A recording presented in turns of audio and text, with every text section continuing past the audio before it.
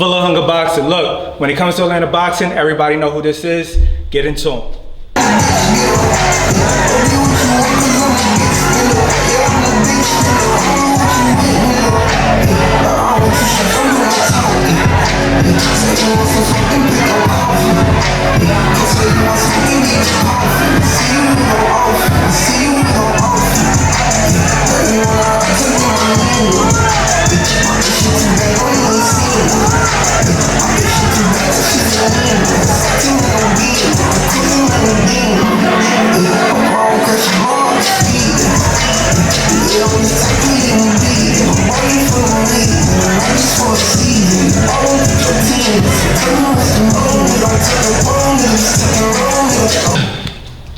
Alright, so I'm here with Javon Pop Woodard.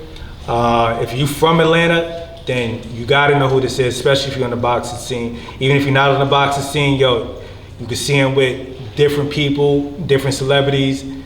He's a face that people recognize. I know people who, they don't watch boxing, but they know who this is. So without further ado, I want you to meet my man. What up, what up, what up? It's Javon Pop Woodard Jr., one of the biggest, the world just waiting to see me. I got a lot coming up. May 27th, we back in the ring. Another phenomenal performance against a decent opponent. Yeah, it's up. Got you. So, just a little story, little background on Javon. Adrian Russell, who I bring up a lot. I was working out with him and Javon came on the scene. Now I didn't know you yet, I didn't meet you yet, but Adrian was telling me like, yo, I got this new kid named Javon. This is, how long you been with Adrian? Shit, probably like 7, 8 years. Look, so that's how far back it go. And he like, yo, I got this kid, Javon. Yo, this kid good, B, this kid good. I'm like, all right. So I just kept hearing about you over and over and over again. Mm-hmm. And then finally, I got to see you and I was like, oh shit. When I realized, yo, A was telling the truth. Yeah. So, yo, not only is he a good fighter, but he's a solid dude. And that's what make this journey special to see, because you're gonna see somebody who's starting here, go here, and he's a solid person. Yeah. So you really gonna get, Atlanta got one. Everybody you've seen so far has been from Atlanta, and this is another one who I feel, yo, he has a good chance of making it big. So let's get into it, man. With you, where'd you grow up? Like people be thinking I'm from Atlanta. I'm originally from Raleigh, North Carolina. Oh yeah? Yeah, I'm from the south side of Raleigh. Yeah. I grew up in Raleigh. My pops, moved us down to Atlanta, for better opportunity. It wasn't really nothing there for me. Yeah. So, but I always been back and forth. So both of them is home. So. How old were you when you moved? I was like elementary, like young. Yeah. But I always like back and forth. Like it's never, like when I was young, it literally wasn't a month that I didn't go back. Like, I literally would go back like every other weekend. And I never spent a summer in Atlanta until I got like older. Like, so I always been back and forth. It's been time period where I moved back and lived there. So I always been back and forth. So I got love from both ways. It's like, where you from? Like, I'm really kind of from both. Yeah, that's funny. I know you from North Carolina, but when I talk to you, I always feel like you from Atlanta. Yeah, everybody be feeling like, but yeah, that's both of them home. Yeah. Both of them home. Yeah. So what was it like growing up? And then let's start with North Carolina, then we'll get to Atlanta. What was it like growing up there? It was cool. It wasn't really much. It wasn't really much for me. Yeah. Certain environments, you already know nothing really there. Yeah, got you. And then you moved to Atlanta. And what was that like? What was the change like? It was cool. When I moved to Atlanta, that's when I got involved in sports. My people wanted to, keep me in something to keep me out of shit. Right? That makes sense. So I got involved in sports. That was a good thing. Yeah. You still have your moments when you grow up and being a boy, you're gonna dip and dab and everything. That's how I go. What was it, or when did you start boxing? I started boxing at 9. 9? Started real early. So what was it, or when was it that you felt like, yo, this is it? Kind of like from the jump. Yeah. From the jump, I knew I ain't want to do nothing else. That was it? I ain't never want to do it. Because I was like, you know, a lot of people get into boxing, they probably bully, or their parents want to teach them how to protect themselves so they can handle themselves outside. Yeah. I was a little badass kid that just fighting. Yeah. Just fighting in the streets, in school. Then my pops one day was just like, yo, like, come on, I'm about to take you to the gym. He took me to the gym, and I swear I never took a break. I never took a break since I was 9 years old. That's a perfect transition, because yo, that's something that when we talk about a gym rat, right? Because you hear the term all the time, like a gym rat. Him, they got to kick out the gym. Like he the guy who he'll go to the gym later. I would believe if he had a fight, he would go to the gym after a fight if he really wanted to. Like he really liked that. Like he loved the gym. So with you being a gym rat, like what's your routine like? What is it like for you, like on a day-to-day? On a day-to-day basis, like even if I don't have a fight coming up, I like to stay in shape. Yeah. You know, because if a fight come, I don't want to get tired, or I don't have to kill my body too much to get in shape. Yeah. When it's get close to the fight, I just want to really sharpen up my skills more than so trying to lose weight and get in shape. Yeah. So it's never a fat camp. Yeah. So when I don't have a fight coming up, you know, in the morning I still get my run in, and I stay in the boxing gym. Like I live in the boxing gym all the time. Like, I do it like this my therapy. Yeah. Like, I don't do this. Like I really be, even if I'm not doing nothing, or if I know I don't got nothing going on, I still go to the gym. I probably just jump rope or something. But just being in the gym, that shit like ease my mind. I feel you 100%. Like, take all bullshit out of me. I feel you 100%. So with the routine and everything, I know the gym is therapy, and that's a lot of people, like the gym is their therapy, but what's your option outside the gym? So when you're not in the gym, what's the other thing that puts your mind at ease? Just kicking it with the family. I don't do too much. That's it. I'm a family man. I just chill my family, chill my baby boy. Yeah. Stay out of the way for real. That was it right there, because that's the other side. When I say like it's a solid dude, yo, he got his son everywhere. Like his son at the fights, you see his son in the videos and all of that. Like that's a beautiful thing. Now, do you bring him to the gym with you sometime? Yeah, I bring him to the gym. What's his vibe like when he get in the gym? He be all over the place. I bring him to the gym when I don't got too much going on. He want to hit the bag. He want to train. Like, man, it ain't your turn yet. Hold up. How old is your son? My son 5. He just turned 5 in December. That's what's up, man. Yeah, that's a beautiful thing, man. I love when I see them videos, bro. For real. That make it even better, man. Like he's somebody who I've seen the progression, because like you said, you've been with A for like 8 years, so I could see where you were like when you first came around. Yeah, definitely. So where you are now, and it's just like the progression is crazy. Yeah. What's your attributes that you feel like, yo, when it comes to this, like I'm second to none? It's a lot, man. It's a lot. I really don't like.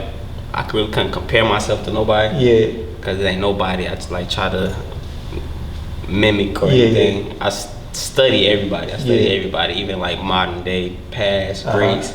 So I can't really say who I can mimic myself out there, but I really just feel like it's a small percentage of people that have like what I have. Yeah. And I don't feel like it could be taught. Like what I got is just me. It's inside me. I agree too.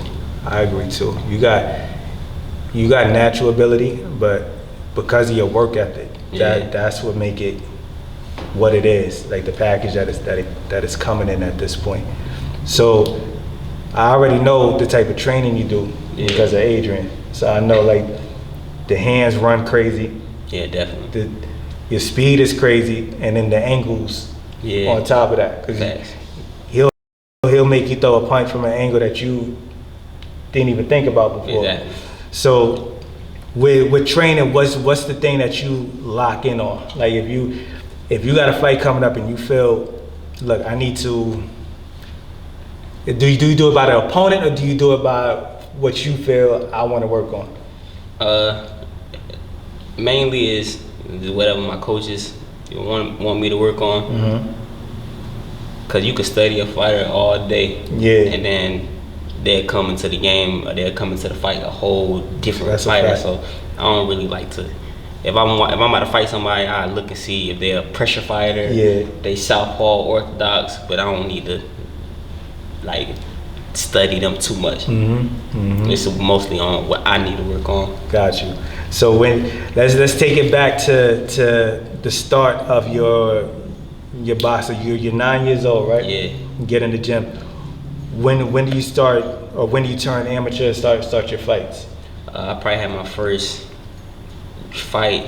I had an old school coach. Like he didn't even like now. Every dude they be in the gym, man, they have their first fight like 4-5 months later. Like man, I had an old school coach. Like he had me on this square, and just footwork, just step forward, step back, step to the right, step to the left. I'm doing this like every day. Like I'm bored. Like jab back. I'm like, man. I tell my dad like, yo, this ain't fun. Like I want to fight. Like, but I did a lot of bases before I could even step foot inside the boxing gym. Like, he didn't even let me step in. I was just doing basic 1, 2, 3s, real mechanical things.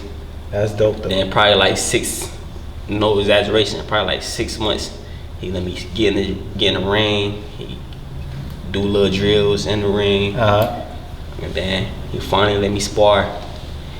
I got to spar for the first time. I forgot the kid, but I ended up like beating his ass, like my very first sparring session. And then I ended up having my first fight probably about 11. Yeah. About 11. That's dope though. About 11. I actually like that better. Yeah, I got a stoppage my first fight. Yeah. First fight. I got out of my first few fights, it was stoppages. Yeah. Cause I'm in there with dudes that's like really beginning, but I was molded and I've been training for so long. I already had like certain experience. I like that though. Even when I went to nationals, my very first national, I go to nationals. I'm in there. I'm in hotels. I'm like, yeah, how many fights y'all got? This dude like, we got 60, 50, 67 fights. I got 10 fights. Yeah. I got 10 fights. But I've been training so long, I done got the basics down pat. I'm in the gym just as long as them. I've been training just as long as them. They just been having fights on with them. I got more you. Fights than me. Nah, I actually like that better because you see a lot of times where they throw the kid in there. Yeah. And they get their ass whipped a few times and shit. You might not even see them again. To each his own though. Yeah. It worked for sometimes. But I just know I had it. Yeah. Man, he put me through some shit before I could even. But I like that. Yeah. I appreciate it though. Yeah, because that gets your fundamentals down. Because to me, the fundamentals is the most important. Yeah. And then anything that you could add on top of that is going to be your thing. So you get the fundamentals down. You get with somebody like, not that Adrian don't work on fundamentals, but you get with somebody like that who you could add some shit to your fundamentals. Exactly. And now you complete because you could do everything. So if you gotta just get on the jab, you could do that. But if you do the shit that you be doing, you be knocking people out with like some crazy combination, and you could do that too. So you go through nationals. Now, when do you turn pro? I turned pro 2019. 2019. On the Javon Davis undercard. He fought Nunes in Baltimore. That's dope. Yeah. That's dope. So you was on his undercard when you turned pro? Yep. That's crazy. Between your amateur career and to where you are now, what's the biggest hurdle that you feel you had to overcome throughout this whole boxing journey so far? Probably maturity. Maturity. I matured a lot, like inside and outside the ring. Yeah. Just being more mature, thinking more instead of just fighting. I'm actually boxing now, thinking. Yeah. Instead of just I'm aggressive. Like I can see that. Go in there and I like beating people up. Yeah. But I could beat you up, but I could be more strategic with it. Yeah. Instead of just going in there and just fighting. Yeah.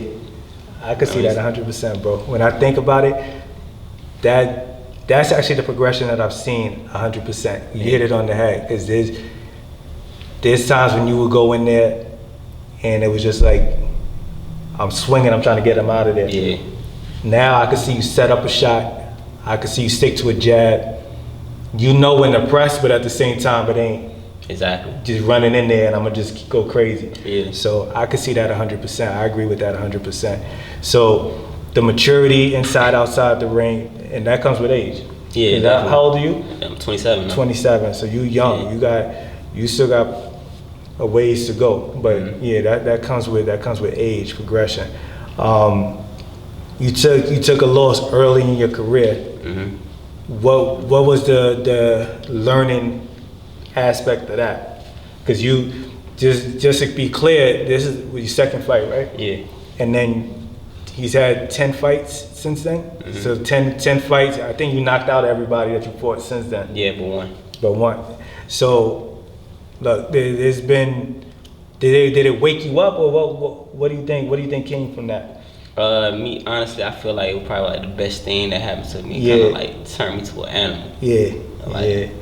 It kind of turned me to an animal, and even like, to be honest, you go back and you watch the fight, the announcers like, they're like, yeah, we feel like Javon won. I thought so too. We feel like Pop won, and then we had a split decision. Yeah.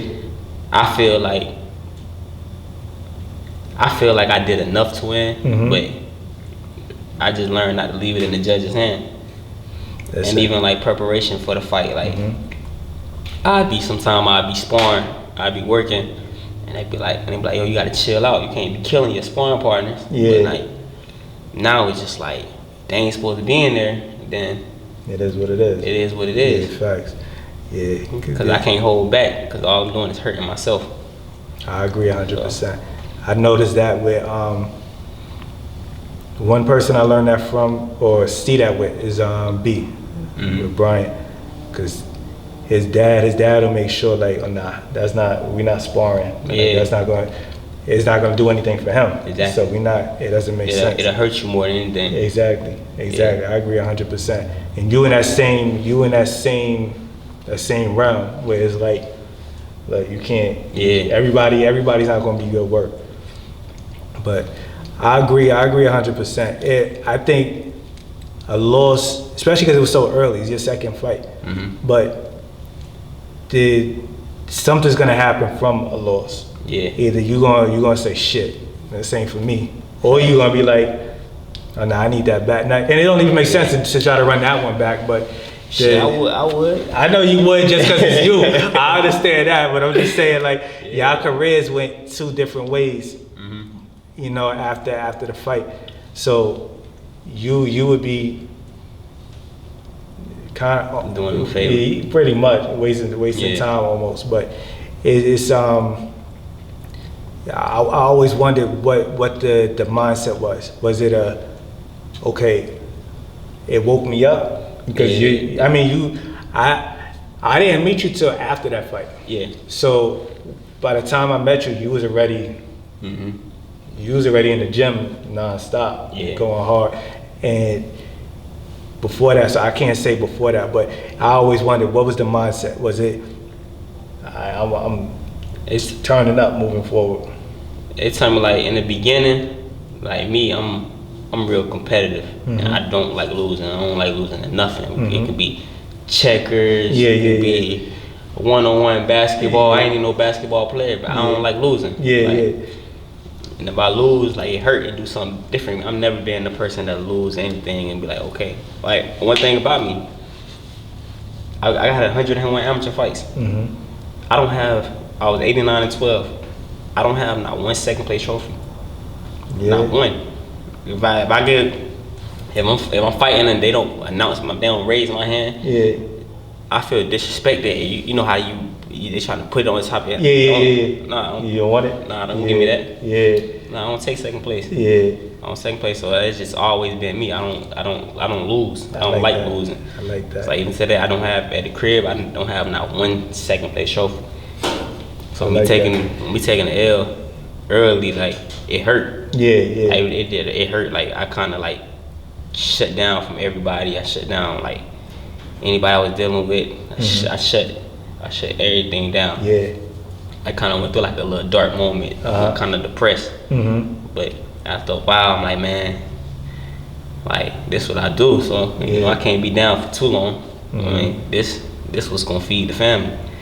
So I bounced back, and it just kind of turned me to like a monster. Yeah. Like already was like aggressive, but it just turned into like it's like kill. It's lit. Yeah. It's lit. It's up. I like that. So at the time of the fight, you were signed with TMT. Yeah.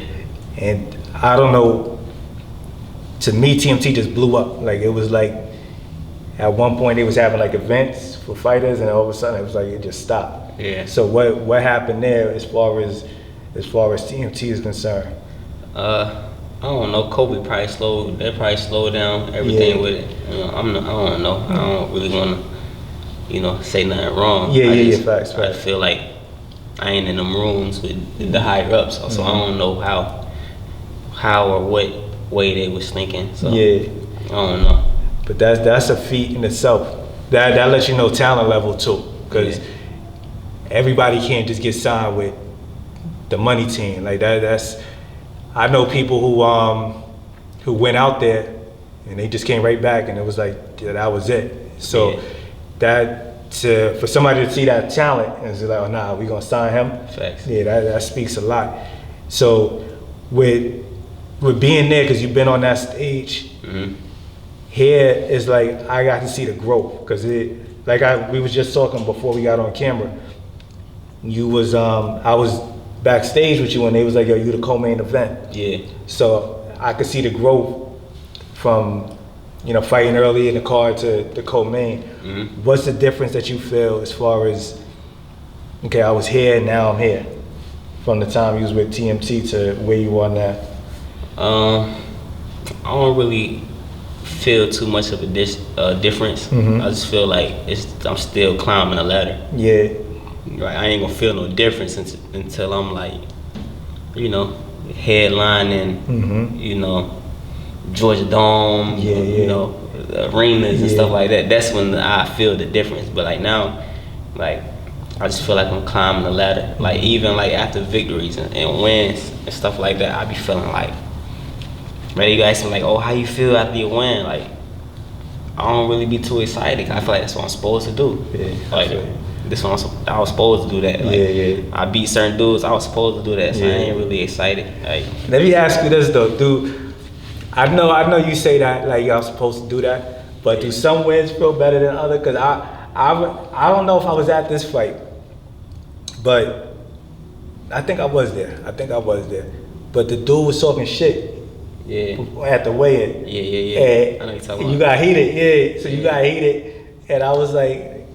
I remember, I want to say Adrian sent me the video, or maybe I just saw it on your IG. I don't remember. But I was like, yo, Javon better beat his ass. Like, that took me over when I saw that. Yeah. And then I want to say I know my brother was there for sure, because I remember seeing the footage of you knocking him out. Yeah. But even though you feel like, all right, that's what I'm supposed to do, but do some wins feel like better than others? Where it was like, yo, I felt good beating his ass. Nah, cause like I said, I already knew how it was going. Yeah. Even like anybody can, even if somebody else be like, oh, it's gonna be a decent fight, it's gonna be a little test for you, I be knowing. Yeah. I'd be feeling like the elite level of boxers be knowing. Yeah. I already knew what it was gonna be. Yeah. It could have been done in 30 seconds if I wanted it to. Yeah. I just wanted to put on that show. Dude, there was one dude that you fought. It was like, oh yeah, it's gonna be a tough fight. It was like I know I missed that one because Adrian called me after to let me know what happened, because I told him I wasn't gonna I think that was probably by the airport, where they said, the Georgia Convention Center. Probably, yeah. And dude, they was like, oh yeah, he's gonna be a tough fight. He was in there with a lot of names. Yeah, exactly. Like, a lot of former world champions. Man. You stopped him at what, 1 round, right?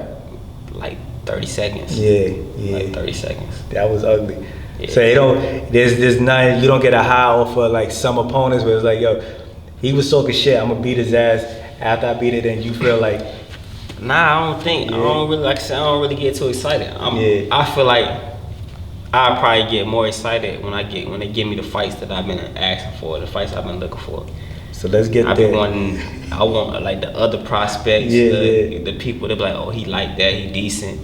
I be wanting them the guys. Let's get there, because I see that a lot too. Like I'll see somebody say something on IG. Yeah. You respond like, all right, well let's get it on. Let's do it. and then they go quiet. Facts. So what's that feeling like? Cause you know, I see it and I laugh because I'm like, yeah, I go, you know how it is. Like he say something, I'm like, all right, let me go check his IG out. I'll look and see. I want to see what he's doing. So I could read the fighter. Like he too slow. His feet not fast enough. He don't move his head enough. Like I break him down quick, and I'm like, all right, well if it happened, it happened. But then they go quiet. Like I don't know what they see that they be like, oh nah. Or somebody tell them, but what? No, it's been a lot of situations where I get phone calls and they be like, "Do I want this fight?" Like with me, I've never turned down a fight. Yeah, I've never turned down a fight. Like even like I ain't even the one to trip on the money. Yeah, Some people like they be trying to overprice themselves or they'll try to offer crumbs. Like, I just want to fight. I just want to fight, and I'm willing to go through whatever. I'm ready to go through whatever and whoever to show I'm that. Yeah. Cause the money gonna come. Facts. The paper gonna come. I ain't tripping on that. I knock this dude off, knock this dude off. I mean, them big boys. Them big checks coming. So. Facts. So it ain't even when it comes to the money. So I ain't tripping on that. So what is it that you think is gonna take for somebody who actually talks shit?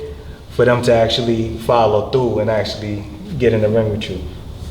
I don't know. I can't say. Dude, I never try to say dudes are scary. This that because boxing a business. Yeah. Fighters ain't just fighters now. Fighters wanna we gotta provide. So some fighters be like, all right, big risk, low reward. Like, fuck, we gonna fight him for? We ain't about to gain nothing from that. I mean, I can go fight this dude, some easy work. I can go fight some easy work, quick little check. Why would I gamble a check fighting him and then they just set me back? So that's basically how it is. So I don't be, but everything happen when it's supposed to happen. I agree with that too. I ain't tripping. So with Georgia boxing, I feel like we had a few good fights here. Like we had Shakur here, we had Tank here.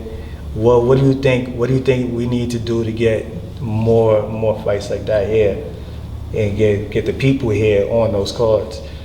Atlanta. Don't nobody got to really do much. Atlanta. So people gonna want to come here regardless. Which is why you think they came here. That's what Atlanta is Atlanta. Atlanta always been lit, but they ain't gonna do nothing to get bigger. So it's gonna keep happening. It's gonna get bigger and bigger. I feel like that. I feel like if you a promoter and you got especially if you have a young black fighter. This is an easy lick because exactly they keep going they can do it just how they do New York. They going to the Barclay, come to Atlanta. It's gonna sell out. It's gonna sell out every time. And the talent here is through the roof. Like they got so many fighters here that you got local guys you throw in the card and they gonna bring their crowd. He brings a crowd. A lot of people bring a crowd. So you just bring their crowd there and you selling out. So any promoters that just come across, I'm telling you, Atlanta's the spot. Holla at me, holla at Pop, holla at whoever, but let's make something happen so we get some big fights here. Do you have anybody on your radar? Like when you are you somebody who watches a lot of boxing, or you just somebody who after you get out the gym you ready to chill out, like you don't want to sit and watch boxing later? Nah, I watch boxing. I'm a student. I'm a real student. Like I eat, sleep. I mean, I watch boxing. So I watch everything. So I ain't never like I don't watch. I watch it. I'm a real student. Like I'm trying to learn. Facts. Even though I've been doing this so long, I still learn. Every time I watch something, I'm learning something new. You're supposed to do that. So do you got your eyes on, like, do you look at your weight class like, oh, hold on, I gotta see what he doing, or is it like, I just want to watch somebody I can learn from? When it comes to my weight class, like, I'm a box rec junkie. I be looking at everybody who they be saying in front of me. I mean, I ain't really watching I don't be looking at them like they fights and stuff. I just be looking at their names. I be looking like, oh, I want that. Or I'm like, oh, man, you can't fuck with me. How he ahead of me? I'm a box rec junkie. Look, and when it comes to boxing, look, this is top 30 in the U.S. So don't sleep on that either. Like this, box rec, for people who don't know, like if you were casual, like box rec is it's like a Wikipedia for boxing. Like that's the best way to put it. So if you know a boxer, you can put their name in box rec, and you'll see like everything about them. So you'll see like their weight class. You'll see how many fights they had. They even got amateur records now, so you can see like amateur stuff. But box rec is a cool way to reference fighters, and they'll give you rankings as well. So they break it down, world and where they're located. So being that he's in the U.S., he's 20 something. 20. Yeah, so top 30. We'll just say that top 30 in the U.S., which that's amazing. You know, like think if there's 200 people and you that high up, that lets you know something. And like we've been mentioning the whole time, he's still trying to get those big names to fight. So if he was able to pull somebody like, let's say, top 10, if they fight, then that's going to catapult him even higher. So this is him being top 30 with taking the fights that he's been able to get, because not everybody's quick to jump in the ring with him. And just another reference where he said high risk, low reward. Basically what that means is his talent level, and I could vouch for this, his talent level is here. So if he's here and somebody else is, you know, they could be right there with him, that's a hard fight. So it's a high risk, and the reward may not be as much because he made the financial gain may not be worth what they're gonna have to go through to fight Javon. So that's another reference, just in case you're new and you don't understand what high risk, low reward is. But I feel where you are. Let's do this. With your weight, where do you fight at? 22. 22. And do you make weight comfortable? Like 22 easy to make? All right. Yeah. So are you going to be set at that weight for a while, or what's your thoughts as far as the weight? I'm comfortable at 26 too, so yeah. As soon as I get a belt, I'm just trying to rack up some accomplishments, some accolades. As soon as I get a belt at 22, I'm at 26.